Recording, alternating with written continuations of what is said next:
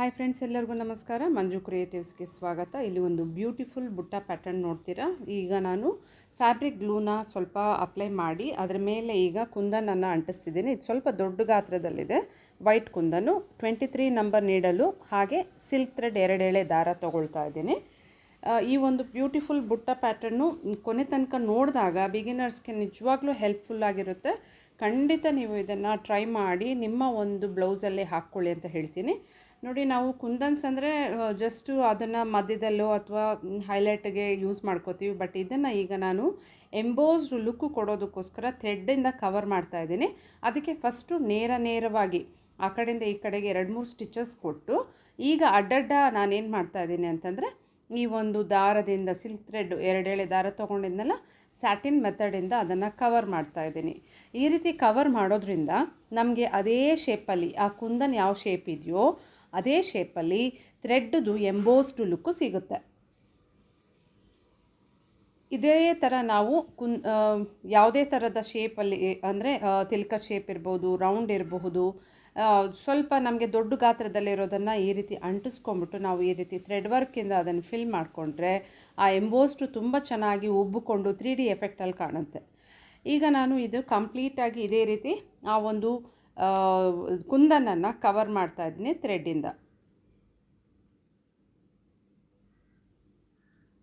ಹತ್ರ ಕೊಡಬೇಕು satin stitch ಮೆಥಡಿಂದನೇ. ಬಿಗಿನರ್ಸ್ಗೆ ಈ ಸ್ಯಾಟಿನ್ ಸ್ಟಿಚ್ ಮೆಥಡು ಲಾಂಗ್ ತೊಗೊಳ್ತೀರಾ, ಶಾರ್ಟ್ ಸ್ಟಿಚ್ ತೊಗೊಳ್ಳುವಾಗ ಕಷ್ಟ ಆಗುತ್ತೆ. ಪ್ರಾಕ್ಟೀಸ್ ಮಾಡ್ತಾ ಅದು ಇಂಪ್ರೂವ್ ಆಗಿಬಿಡುತ್ತೆ. ಸೊ ಬಿಡದೆ ಪ್ರಾಕ್ಟೀಸ್ ಮಾಡ್ಕೋಬೇಕು. ಈಗ ಆಲ್ಮೋಸ್ಟ್ ನಮ್ಮ ಈ ಒಂದು ಪ್ಯಾಟರ್ನ್ ಅಥವಾ ಈ ಎಂಬೋಸ್ಡ್ ಲುಕ್ ಬರುವಂಥದ್ದು ಕಂಪ್ಲೀಟ್ ಆಯಿತು. ಯಾವಾಗಲೂ ಅಷ್ಟೇ, ಏನೇ ಒಂದು ಪ್ಯಾಟರ್ನು ಸ್ಯಾಟಿನ್ ಮೆಥಡ್ ಹಾಕ್ತಿದ್ದೀರಾ ಅಂದರೆ ಅದಕ್ಕೆ ಔಟ್ಲೈನು ನೀವು ಕೊಡಲೇಬೇಕು. ಈಗ ನಾನು ಅದಕ್ಕೆ ಔಟ್ಲೈನ್ ಚೈನ್ ಸ್ಟಿಚ್ ಹಾಕ್ತಾಯಿದ್ದೀನಿ. ಪುಟ್ಟ ಚೈನ್ ಸ್ಟಿಚ್ ಹಾಕಿ ಅದನ್ನು ಕಂಪ್ಲೀಟ್ ಮಾಡ್ಕೋಬೇಕು.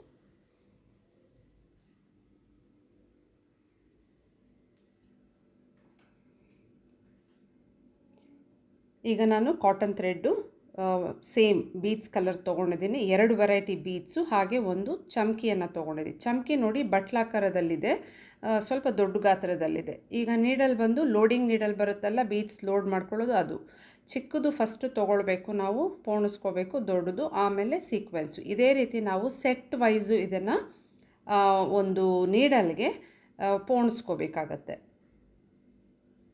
ಚಿಕ್ಕದು ಶುಗರ್ ಬೀಡು, ಆಮೇಲೆ ರೌಂಡ್ ಬೀಡು ದೊಡ್ಡದು, ಈ ರೀತಿಯಾಗಿ ಪೋಣಿಸ್ಕೊಂಡ್ಮೇಲೆ ಕಾಟನ್ ಥ್ರೆಡ್ ನಾನು ಹೇಳಿದ್ದು ತೋರಿಸಿದ್ದಲ್ವ, ಅದೇ ಇದನ್ನು ಈಗ ಸ್ಟಾರ್ಟಿಂಗ್ ಸ್ಟಿಚ್ ಕೊಟ್ಟು, ಸ್ಟಾರ್ಟಿಂಗ್ ಸ್ಟಿಚ್ಚು ತುಂಬ ಇಂಪಾರ್ಟೆಂಟು. ಹಾಗಾಗಿ ಅದನ್ನು ಹಾಕ್ಕೊಳ್ಳೋದನ್ನು ಅಭ್ಯಾಸ ಮಾಡಿಕೊಂಡ್ರೆ ಒಳ್ಳೆಯದು. ಈಗ ನೋಡಿ, ಲಾಂಗ್ ಆ್ಯಂಡ್ ಶಾರ್ಟ್ ಕೊಡ್ತಾ ಇದ್ದೀನಿ. ಅಂದರೆ ಆ ಕುಂದನಿಂದ ಸ್ವಲ್ಪ ಡಿಸ್ಟೆನ್ಸ್ಗೆ ಸ್ಟಿಚ್ ತೊಗೊಂಡು ಈ 3 ಆ ಸೆಟ್ ವೈಸ್ ನಾವು ಲೋಡ್ ಮಾಡ್ಕೊಂಡಿದ್ವೋ ಅದನ್ನು ಈಗ ಕುಂದನ್ ಹತ್ರ ಬರೋ ಥರ ಹಾಕ್ತಿದ್ದೀನಿ. ಈಗ ನೋಡಿ, ಪಕ್ಕಕ್ಕೆ 1-2 ಸ್ಟಿಚ್ ತೊಗೊಂಡು ಡಿಸ್ಟೆನ್ಸ್ ಬೇಕಲ್ವ, ಈ ಒಂದೊಂದೇ ಪೆಟಲ್ ಥರ ಫಾರ್ಮ್ ಮಾಡ್ತಾಯಿದ್ದೀವಿ. ಅದಕ್ಕೋಸ್ಕರ ನೋಡಿ, ಆ ಡಿಸ್ಟೆನ್ಸ್ ಯಾಕೆ ಲಾಂಗ್ ಆ್ಯಂಡ್ ಶಾರ್ಟ್ ತೊಗೋತೀವಿ ಅಂದರೆ ಆ ಸೆಟ್ ಆಫ್ 3 ಈ 3 ಕೂರೋದಕ್ಕೋಸ್ಕರ ನಾವು ಅಷ್ಟು ಡಿಸ್ಟೆನ್ಸ್ ತೊಗೊಳ್ಳೋದು. ಈಗ ಪುನಃ ನಾನು ಒಂದು ಸ್ವಲ್ಪ ಪಕ್ಕಕ್ಕೆ ಹೋಗ್ತಾ ಇದ್ದೇನೆ. ಅದು ಕೂಡ ಅಷ್ಟೇ, ಎಷ್ಟು ದೂರ ಹೋಗಬೇಕು ಅಂತಂದರೆ ಒಂದರ ಪಕ್ಕ ಒಂದು ನಾವು ಈ ಥರ ಆ ಒಂದು ಸೀಕ್ವೆನ್ಸು ಬೀಡ್ದು ಲೈನ್ ಏನು ಹಾಕ್ತಿದ್ದೀವೋ ಒಂದ್ರ ಮೇಲೆ ಒಂದು ಬರಬಾರ್ದು. ಹಾಗಾಗಿ ಸ್ವಲ್ಪ ಡಿಸ್ಟೆನ್ಸ್ ಕೊಡೋದಕ್ಕೋಸ್ಕರನೇ ನೋಡಿ, ಆ ಸೆಂಟರ್ ಪಾಯಿಂಟಿಗೆ ಅಂದರೆ ಕುಂದನ ಹತ್ರ ಬಂದಮೇಲೆ ಡಿಸ್ಟೆನ್ಸು 1-2 ಸ್ಟಿಚ್ ತೊಗೊಂಡು ಆಚೆ ಬದಿಗೆ ಹೋಗ್ತೀವಿ ಲಾಂಗ್ ಆ್ಯಂಡ್ ಶಾರ್ಟ್ ಕೊಟ್ಟು. ಮತ್ತು ನೋಡಿ, ಈ ಥರ ಒಳಗಡೆ ಆ ಒಂದು ಪೆಟಲ್ ಒಂದೊಂದಾಗಿ ಈ ಥರನೇ ನಾವು ಹಾಕ್ಕೊಳ್ತಾ ಈ ಎಂಟೈರ್ ಒಂದು ಫುಲ್ ರೌಂಡ್, ಅಂದರೆ ಇದು ರೌಂಡ್ ಆಕಾರದಲ್ಲಿಲ್ಲ, ಒಂದು ರೀತಿ ಮೊಟ್ಟೆ ಆಕಾರದಲ್ಲಿದೆಯಲ್ಲ, ಅದಕ್ಕೆ ಇದನ್ನು ಪೂರ್ತಿ ಪೆಟಲ್ಸ್ ಎಲ್ಲದಕ್ಕೂ ಇದೇ ರೀತಿ ಹಾಕ್ತೀನಿ.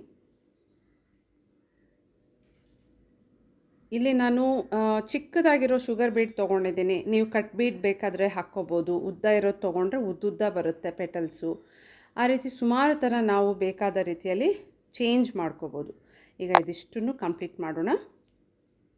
ಈಗ 753 ಒಂದು ಥ್ರೆಡ್ಡು ಜರಿ ಥ್ರೆಡನ್ನು ತೊಗೊಂಡಿದ್ದೀನಿ, ಬುಲೆಟ್ ಬ್ರ್ಯಾಂಡದ್ದು. ಈಗ ನಾನು ಇಲ್ಲಿ ಇದಕ್ಕೆ ಇಷ್ಟಕ್ಕೆ ಬಿಡ್ಬೋದು.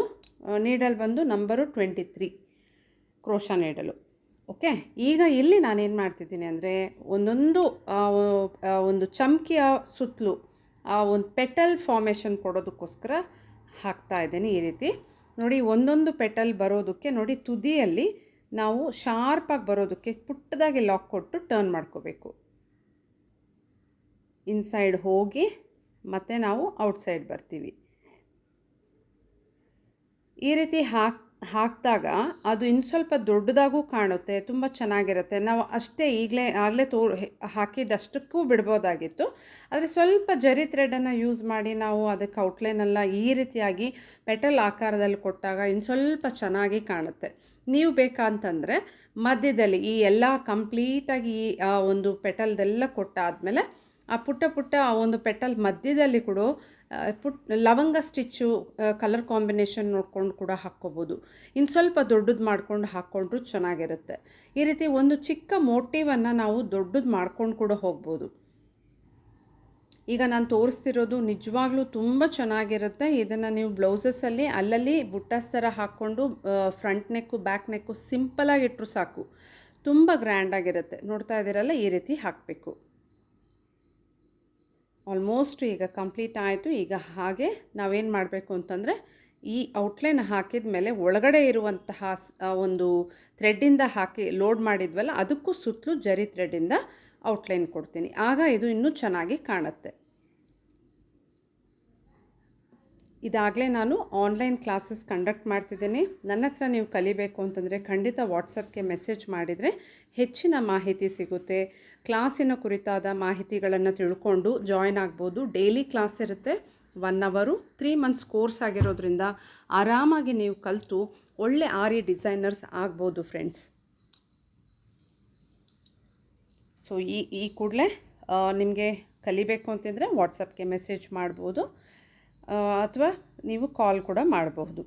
ಈಗ ಎಂಡ್ ನಾಟ್ ಕೊಟ್ಟರೆ ಇದು ಕಂಪ್ಲೀಟ್ ಆಯಿತು. ಈ ಥರ ಒಂದು ಬುಟ್ಟ ಪ್ಯಾಟರ್ನ್ ನಿಮ್ಮೆಲ್ಲರಿಗೂ ಇಷ್ಟ ಆಯಿತು ಅನ್ಕೋತೀನಿ. ಇಷ್ಟ ಆಗಿದರೆ ಖಂಡಿತ ಲೈಕ್ ಕೊಡೋದನ್ನು ಮರಿಬೇಡಿ. ಹೇಗೆ ಅನ್ನಿಸ್ತು ಅನ್ನೋದನ್ನು ಕಮೆಂಟಲ್ಲಿ ಹೇಳಿ. ಹಾಗೆ ಸಬ್ಸ್ಕ್ರೈಬ್ ಮಾಡದೇ ಇರೋ ದಯವಿಟ್ಟು ಸಬ್ಸ್ಕ್ರೈಬ್ ಮಾಡಿ, ಬೆಲ್ ಬಟನ್ ಒತ್ತಿ. ಓಕೆ ಫ್ರೆಂಡ್ಸ್, ಬಾಯ್.